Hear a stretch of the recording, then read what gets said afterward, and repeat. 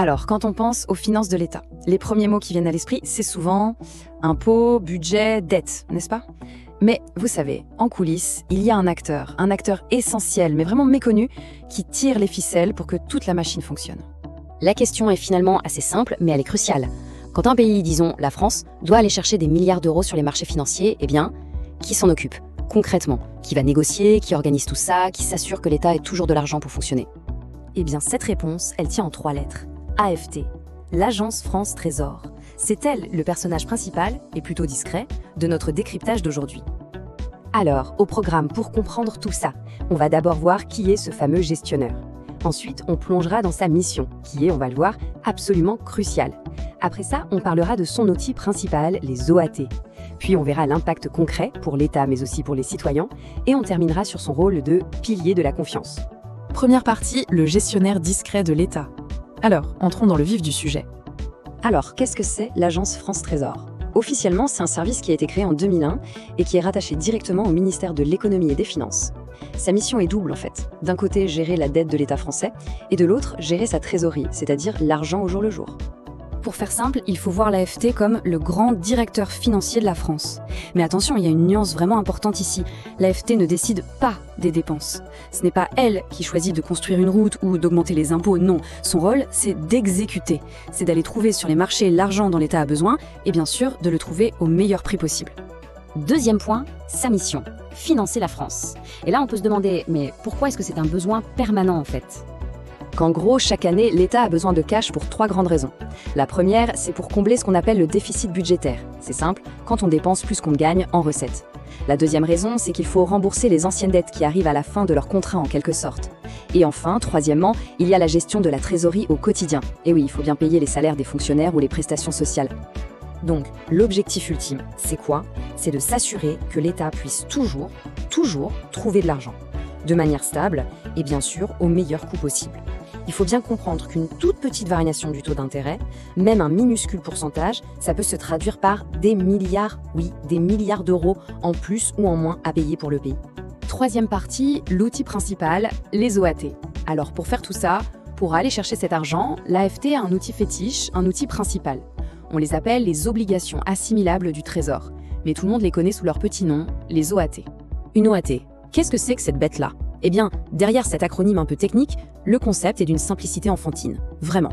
C'est juste un contrat. Un contrat tout simple, entre quelqu'un qui prête de l'argent, un investisseur, et l'État français qui l'emprunte. C'est tout. Et comment ça marche ce contrat? C'est super simple, en 3 temps. 1. Un investisseur prête une somme d'argent à la France. 2. En retour, l'État lui paie des intérêts régulièrement. Dans le jargon, on appelle ça un coupon. Et 3. À la fin de la période convenue, hop, l'État rembourse la somme qu'on lui avait prêtée au début. Simple, prévisible, fiable. C'est la clé. Quatrième partie, l'impact pour l'État et les citoyens. Bon, tout ça c'est bien beau, mais concrètement ça change quoi? Quel est l'impact de ce travail? Pour l'État bien sûr, mais aussi pour les gens dans la vie de tous les jours. Alors, pour l'État, c'est clair. Le fait d'avoir une agence de pros, des spécialistes qui gèrent la dette, ça change absolument tout.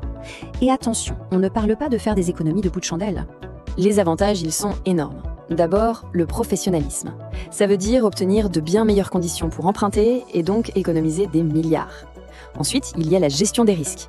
L'AFT jongle avec les échéances de les dettes à court, moyen et long terme pour ne jamais être prise au dépourvu. Et enfin, le point peut-être le plus important, la crédibilité.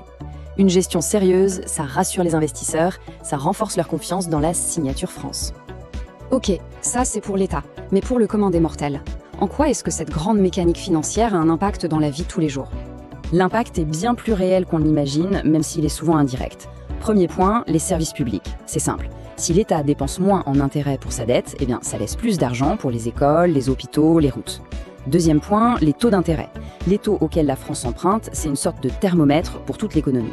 Et enfin, troisième point, l'épargne personnelle. Une bonne gestion de la dette, ça assure la stabilité de placement, comme l'assurance vie par exemple, qui est en grande partie investie dans ces fameuses OAT parce qu'elles sont considérées comme ultra sûres. Et on en arrive à notre 5e et dernier point, l'AFT, un véritable pilier de la confiance. Il faut vraiment voir l'AFT comme une plaque tournante. Elle n'est pas du tout isolée dans son coin. Non, elle est pile au carrefour, entre l'État d'un côté, les investisseurs du monde entier de l'autre, et au milieu de tout ça, les grands marchés financiers mondiaux. C'est un rôle de pivot, un point de contact absolument stratégique. Mais au fait, qui achète cette dette française? Eh bien, c'est un peu tout le monde. Le profil des investisseurs est super varié. On va trouver des banques, bien sûr, des fonds d'investissement, des compagnies d'assurance et même d'autres banques centrales, d'autres pays. Et puis, il y a une part énorme d'investisseurs internationaux. C'est un fait, oui. La France emprunte son argent aux quatre coins du globe. Et pour que toute cette mécanique fonctionne avec des acteurs si différents, il y a un mot magique, la confiance. C'est vraiment la pierre angulaire de tout le système. Et cette confiance, elle repose sur deux choses très simples. La transparence, on dit tout sur la stratégie, et la prévisibilité. On annonce un calendrier et on s'y tient. Il faut savoir une chose, les investisseurs, ils ont horreur des surprises.